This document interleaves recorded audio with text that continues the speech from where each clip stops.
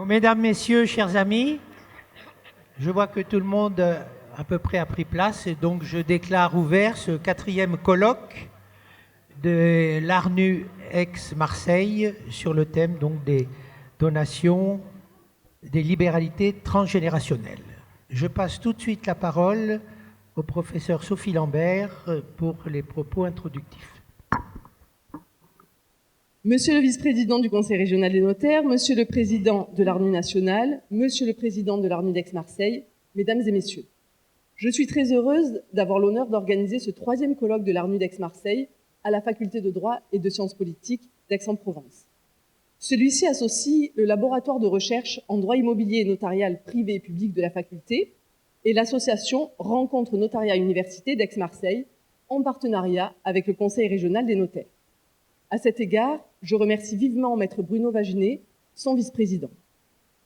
Je tiens à remercier tout particulièrement Maître Dominique Savouret, président de l'ARNU nationale, de nous faire l'honneur de sa présence.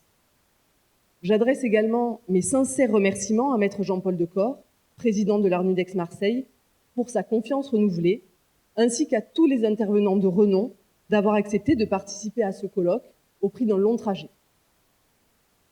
Je me réjouis de votre présence si nombreux, ainsi que de celle des étudiants de droit notarial venant des différents masters de la région et de l'INFN. Celle-ci témoigne de l'importance du lien entre l'université et le notariat que ces rencontres visent à nourrir. L'allongement de la durée de vie ne cesse de modifier la physionomie des dévolutions successorales. En effet, le décès des parents intervient souvent au moment où les enfants sont déjà eux-mêmes proches de la retraite et où la transmission d'actifs est moins déterminante. Aussi, les familles sollicitent-elles le notaire afin d'anticiper leur transmission successorale, souvent en organisant le saut d'une génération ou encore en sécurisant l'avenir d'un conjoint ou d'un enfant handicapé. L'ingénierie patrimoniale à laquelle les notaires se livrent est alors décisive. Plusieurs sortes de libéralités transgénérationnelles peuvent répondre à ces objectifs. Les libéralités graduelles permettent d'assurer une conservation des biens dans les familles sur une ou 2 générations. Les libéralités résiduelles poursuivent également cette finalité, tout en laissant une certaine liberté de disposer aux premiers gratifiés. Les libéralités partage peuvent également conduire à un partage anticipé des biens au profit des petits-enfants, tout en réalisant le saut de la génération intermédiaire. La situation est néanmoins différente pour la donation-partage et pour le testament-partage transgénérationnel. L'existence et la validité de la première, introduite par la loi du 23 juin 2006, ne sont pas contestables. Il en va en revanche différemment du second. Absent du Code civil, son existence fut reconnue par la Cour de cassation, mais continue de susciter des controverses. Force est de constater que, bien qu'inégal, leur usage demeure très, voire trop confidentiel. À l'heure d'une nouvelle crise immobilière, il est ainsi donné aux notaires l'occasion de se saisir de ces techniques. Elles s'avèrent en effet très utiles afin de répondre à des préoccupations majeures et récurrentes, telles que l'installation des petits-enfants, la mise à l'abri d'un enfant handicapé ou encore la protection d'une famille recomposée. Notaires et universitaires présenteront leurs analyses complémentaires de ces différentes libéralités afin d'exposer leur fonctionnement ainsi que les difficultés qu'elles peuvent susciter. Que chacun d'entre eux soit chaleureusement remercié d'avoir accepté de prendre part à ce colloque afin de nourrir les débats sur ce thème qui est plus que jamais d'actualité. Je vous remercie.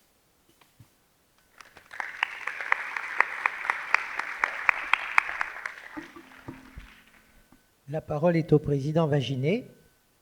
Merci beaucoup pour votre accueil, Madame le professeur Sophie Lambert, Monsieur le président Dominique Savouret, président de l'ARNU nationale, Monsieur le président Jean-Paul Decor, président de l'ARNU d'Aix-en-Provence, mes chers confrères, puisque je sais qu'il y a beaucoup de confrères dans la salle, mesdames et messieurs, d'abord je voudrais remercier Madame le professeur Sophie Lambert de nous avoir conviés aujourd'hui ici, parce que c'est un peu une cure de jouvence, parce que je revois avec attention et émotion ma place en haut à droite.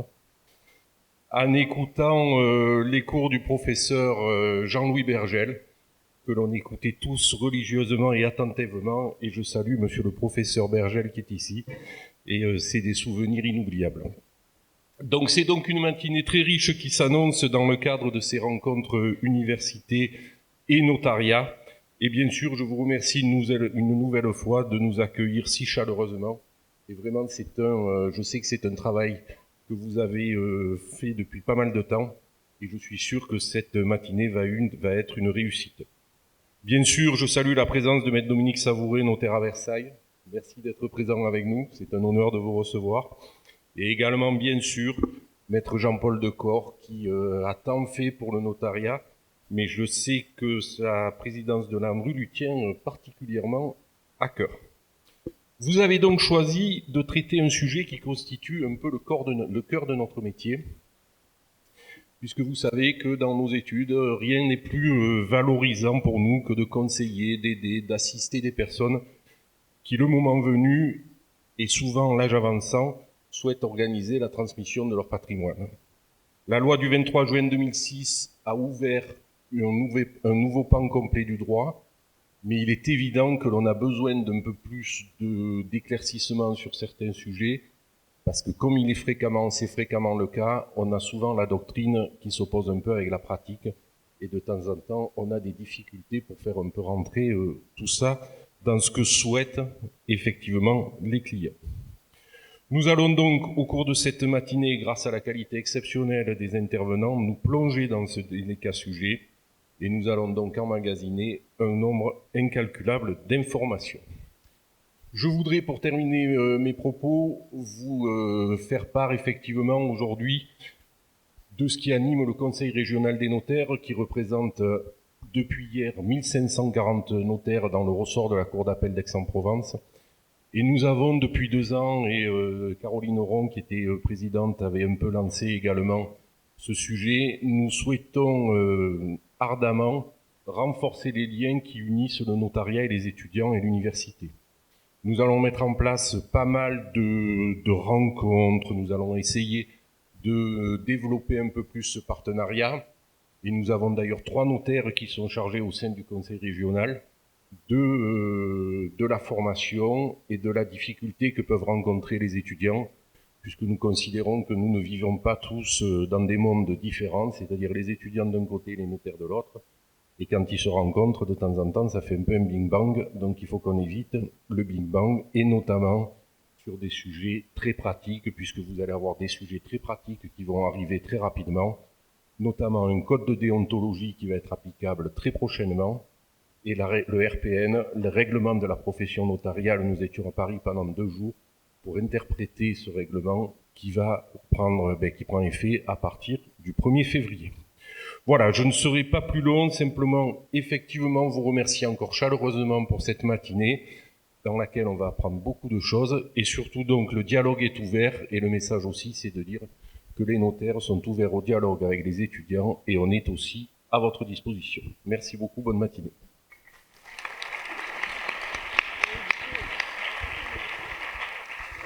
Merci, Président. À mon tour de vous dire quelques mots et de vous faire partager, chers amis, parce qu'on est tous des amis ici, 3 sentiments. Premier, c'est un sentiment de gratitude. Vous remercier d'abord, vous, d'être venus si nombreux. On n'aurait jamais imaginé avoir un auditoire de cette qualité et de cette importance. Le premier colloque, nous étions 40. Vous voyez qu'il ne faut jamais désespérer. C'était dur de lancer la machine, mais maintenant elle est bien lancée, elle va au-delà de nos espoirs. Puis ma gratitude à l'égard de tous ceux qui ont contribué au succès du colloque, et en premier lieu notre chère Sophie, qui a été la cheville ouvrière, non seulement scientifique, mais logistique, et croyez-moi, pour organiser un colloque de cette ampleur, ça n'est pas facile. Remercier évidemment nos partenaires, en premier lieu le Conseil régional, président Vaginet, soyez notre interprète auprès de Jean Coulon, notre président, pour lui dire notre gratitude. Remercier Madame Nicolas, que j'ai salué tout à l'heure, parce que le Conseil général nous a beaucoup aidés. Et puis évidemment, tous ceux qui vont plus directement participer à ce colloque. Vous avez des signatures, des amis exceptionnels. Vous allez entendre des exposés que beaucoup de notaires, de collaborateurs ou d'étudiants pourraient entendre. Vous connaissez évidemment le panel que nous avons réussi à convaincre de venir ici. C'est vrai que c'est plus facile de venir à Aix qu'à Valenciennes ou à Lens, mais enfin, ils sont là et on les en remercie du fond du cœur. Je ne veux pas tous les citer, mais vous les verrez au fur et à mesure. Et puis je voudrais saluer alors en particulier, si je puis dire, deux amis qui me sont chers. D'abord le professeur Grimaldi, avec lequel nous avons mené tant de combats, et vous le savez pour beaucoup d'entre vous, jusqu'en Chine. Et vous avez peut-être vu que la Chine vient d'adapter, il y a quelques mois, 1 an et demi exactement, un nouveau code civil. Et ce code civil est calqué sur le code civil français, avec des spécificités, mais c'est le code civil français qui a servi de modèle, comme la loi notariale française a servi de modèle aux 15 000 notaires chinois qui existent aujourd'hui dans ce pays.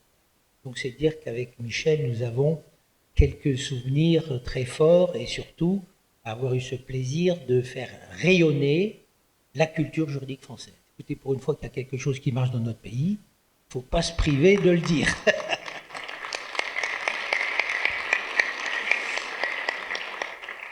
Et puis saluer évidemment Dominique Savouré, lui aussi a fait partie des premiers temps de l'activité internationale. Je me souviens d'un voyage en Inde où nous avions rencontré l'actuel Premier ministre de l'Inde, Narendra Modi, qui était gouverneur de l'État du Gujarat, qui est le seul État en Inde où il y a des notaires. Donc même en Inde, nous avons les possibilités de développer la profession. Puis Dominique, aujourd'hui, nous fait l'honneur, parce que je connais son emploi du temps, il a été président régional de la Cour de Versailles, d'être parmi nous pour vous dire quelques mots. C'est la première fois, bien sûr, dans ce 4e colloque, que nous avons le plaisir et l'honneur de recevoir un président national de l'ARNU. Deuxième soulignement, après la gratitude, l'émotion, parce que, comme beaucoup d'entre vous, vous le disiez, président Aginé, on se retrouve de l'autre côté du miroir, dans cet amphi où nous avons passé tant de temps. Je salue le professeur Bergel, nous étions des étudiants en doctorat à ce moment-là. 65 ans, vous vous rendez compte, ça fait pas rien. Je suis entré dans cette faculté pour la première fois. Bref, c'est vous dire combien nous sommes persévérants et nous croyons à cette belle faculté qui est magnifique architecturalement et qui est d'une réputation internationale que je me plais à souligner. Puis un sentiment de conviction. Cette conviction, et je m'adresse à vous les jeunes qui êtes le relais du notariat de demain, premièrement, toujours y croire. On traverse des tempêtes, on traverse des difficultés, ne lâchez jamais. Le notariat survivra toujours. Pourquoi? Parce qu'on répond à un besoin social. On aura peut-être un tarif modifié, on aura peut-être plus de compétences réservées comme les aujourd'hui, mais il faut toujours y croire. Et pour y croire, vous avez deux atouts. Le premier, et c'est pour ça que je suis content de vous voir si nombreux, c'est la compétence. C'est grâce à la compétence qu'on pourra s'imposer. Et le deuxième, c'est la confiance de nos clients. Et ça, c'est la déontologie, et c'est pourquoi il y a une réforme de la discipline très récemment. Compétence et confiance de nos clients, ce sont nos deux atouts. Et pour la compétence, vous êtes là aujourd'hui. Je passe tout de suite la parole au président Savouré en vous remerciant de votre attention.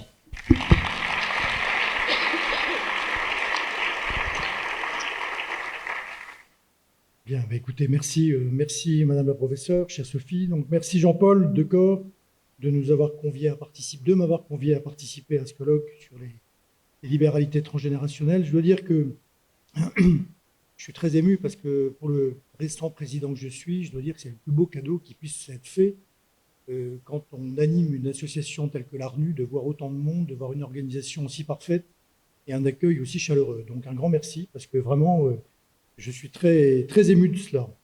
Alors, c'est l'occasion pour moi de rendre d'abord hommage à votre ARNU, parce que, encore une fois, c'est une ARNU qui est jeune et ô combien dynamique. D'ailleurs, le dynamisme, je dois dire que je ne suis pas vraiment surpris, parce que je connais un petit peu Jean-Paul quand même, on a fait un certain nombre de choses ensemble.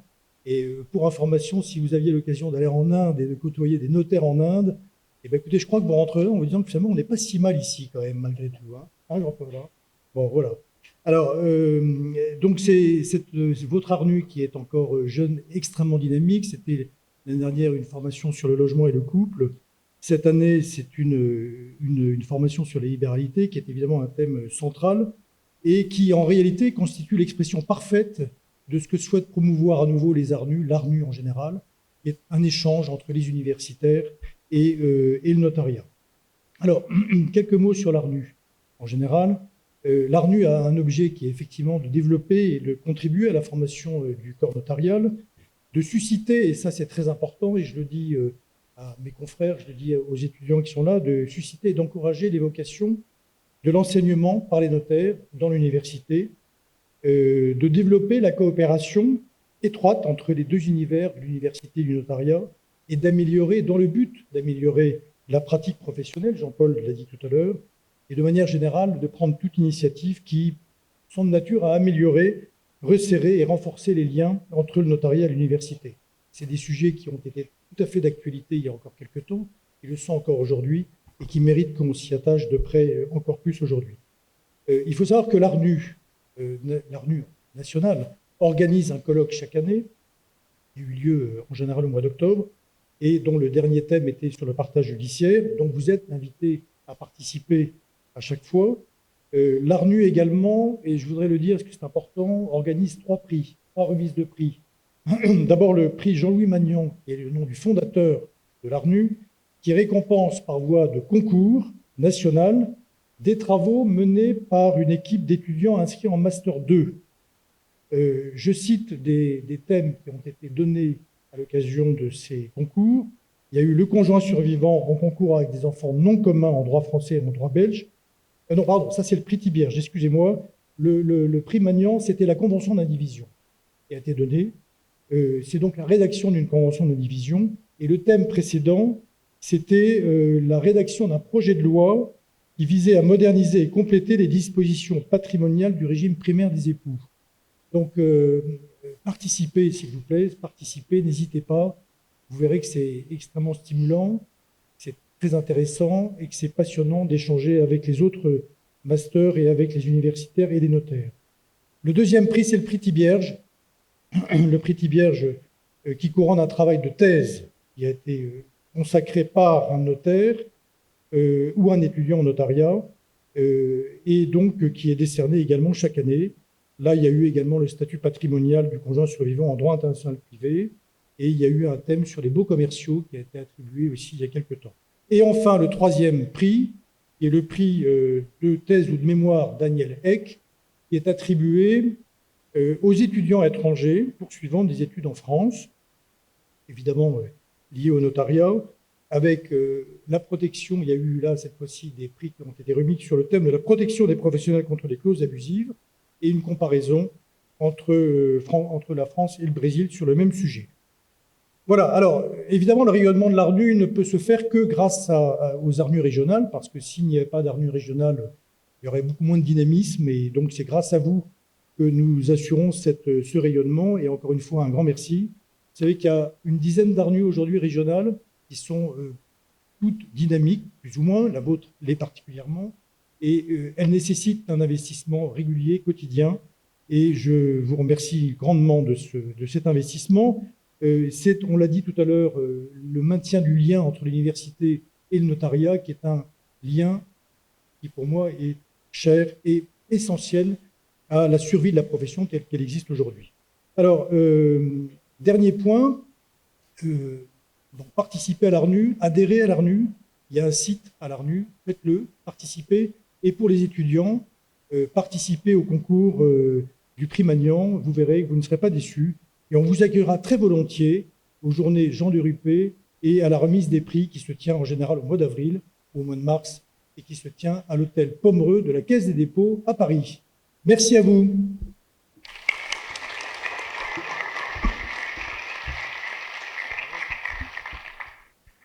Merci, cher Président. Merci encore d'être venu pour participer à cette séance inaugurale. Eh bien, on va passer maintenant au premier thème.